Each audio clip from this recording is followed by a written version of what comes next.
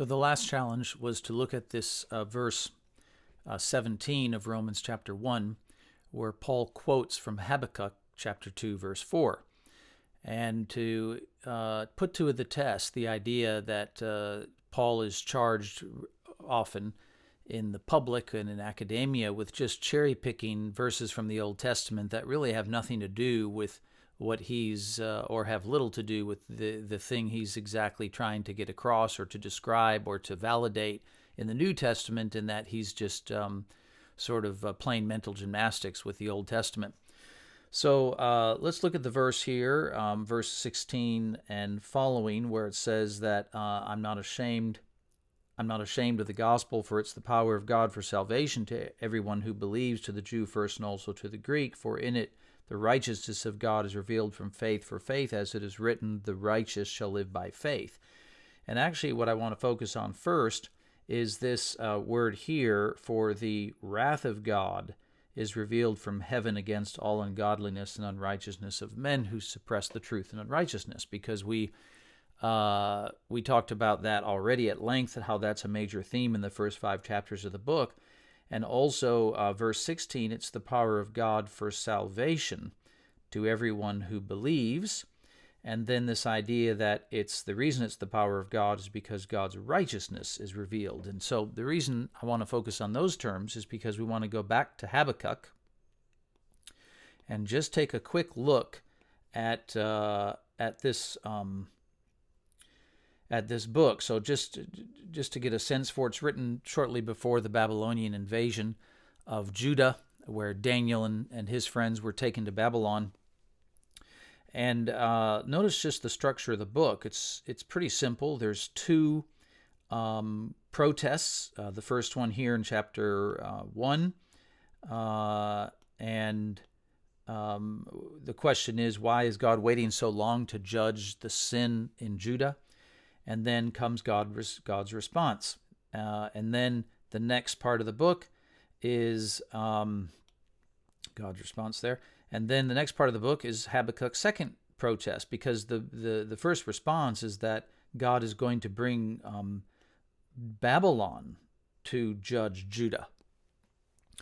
And so that raises a natural question. Why would God judge the wicked with someone even who's more wicked? The Babylonians, the Mesopotamians, were even more wicked. So that's a natural question that comes up as the second protest. And then God's response. And it's in this section here that we get the quote. And the basic idea here is that Babylon will be judged themselves in the end. There will be an even greater judgment on Babylon. And then the final part of the book is a prayer from Habakkuk to God. All right, so let's now just take a look at a couple of the terms. So let's go way to the last. There's only 3 chapters, but let's look at the last part, the part where Habakkuk is praying. And let's notice the terms he used, just his vocabulary. You'll see right here, he says, in wrath, remember mercy. And then down here, he says, was your wrath against the rivers? Was your wrath against the rivers, O Lord? Or your indignation? And then here too, you marched through earth in fury. You threshed the nations in anger. And you can see right there that the terminology that's on Habakkuk's mind, the words that he's using, have to do with the wrath of God and the judgment of God. And you would say, well, isn't that pretty much the same as we saw here in Romans? The whole first few chapters, 5 chapters, are focused on the wrath of God. And then what else is Habakkuk focused on? Well, let's look at the very opening of his book. His first lines, O Lord, how long shall I cry for help, and you will not hear, or cry to you violence, and you will not save? He's talking about being saved from the wrath and judgment of God that comes on sin. And then note here, the wicked surround the righteous. Go back to Romans, right? Where's our term here? Righteousness and salvation. And then let's go, if the opening of the book is about salvation here, Then let's go to the very final line of the book, and notice what it says here. It says, I will take joy in the God of my salvation. It's one of the final things he says in the book, is about salvation. You went out for salvation of your people. So far from at least the theme of Habakkuk being completely unrelated to the theme of Romans chapters 1, 2, 3, 4, and 5, and here chapter 1 in particular, it's spot on. It's exactly the theme that Paul is talking about. Now, just look at so that's just the broader context, and then just look at one other thing here, which is the actual quote, which again is in the second protest and the second response from God, that Babylon is going to be brought to judge Israel. But there will be a greater judgment to come that will fall on all the world, Babylon included. They will be judged. And that raises the question, well, who will escape it all? And we see in here the encouragement from God to be patient and to wait on God. The vision awaits its appointed time. It hastens to the end, it will not lie. If it seems slow, wait for it. It will surely come, it will not delay. And that, of course, means the vision of judgment, of ultimate judgment. And so it's very difficult to wait while sin is thriving and spreading and causing all sorts of trouble for the believer in God. So the believer has to wait. And, of course, that means we have to believe. We have to trust. And that trust is what will separate us from those who perish in the judgment. And note now the contrast that is made with the sort of the Babylonian and the sinful Jewish person who is not waiting in faith on God. Habakkuk says his soul, this is God's response, of course, behold, his soul is puffed up. It's not upright within him, but the righteous shall live by faith. So the contrast then is that the soul of the wicked is just puffed. It's like a balloon. It has no strength. When the judgment comes, it'll just be exploded or blown away in the judgment.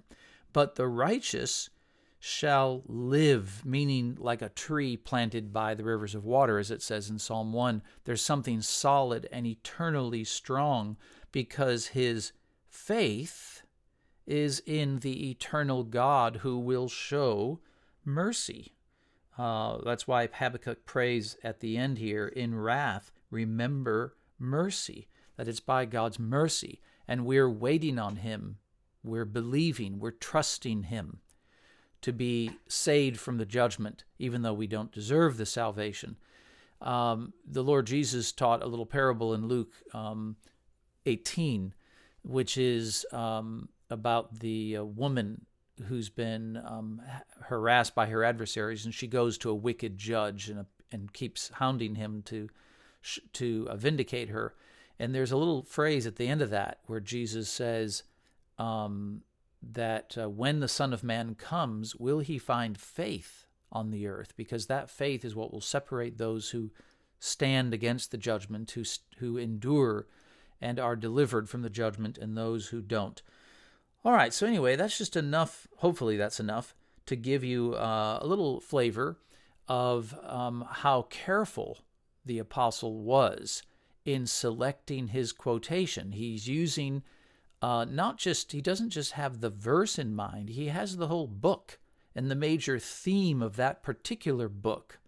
And he's selecting a key verse within the book. If you just read Habakkuk, chapter 2, verse 4 is itself a crucial verse within the theme of the whole book, as God exhorts Habakkuk and the other believers to continue to believe and to trust God through these difficult times as the judgment falls on them through Babylon, and that they'll be taken to Babylon and harassed, and to know that God will eventually judge them as well. It took many, many decades before God judged Babylon by bringing the Persians on them, and eventually the Greeks on the Persians and the Romans on the Greeks, and of course the final judgment where God himself will personally come in the person of Jesus and judge. But will he find faith? That's the question raised by Jesus and raised by Habakkuk way back in his crucial book before the judgment fell on Judah by Babylon in the early, or around 600 BC. So hopefully that gives a little bit of a sense of confidence to you of how careful, how strategic, how laser guided the apostolic mind was in looking at the Old Testament.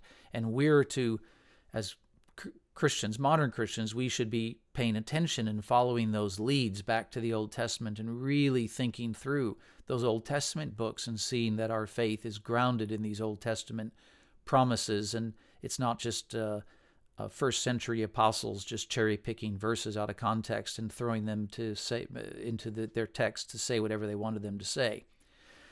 All right, the challenge for next time is that as we look into chapter 2, we move into the discussion of the man who agrees with Paul's analysis in chapter 1 of humanity, of pagan humanity, Gentile humanity, and those who agree with God's judgment on the wicked sometimes think that because they just agree with God that the world around them is wicked, that means they're automatically safe. I mean, they believe in God and they agree with God about the wicked, and so that means they must be safe from the wrath of God. And so Paul is going to show them that they too are under the wrath of God. And the question is, how? How does Paul argue to them, to that particular group, the moral person who agrees with God's judgment, who believes in God, but thinks as a result of that they are somehow safe from God's wrath? So that's the challenge for next time. Best wishes, and we'll see you then.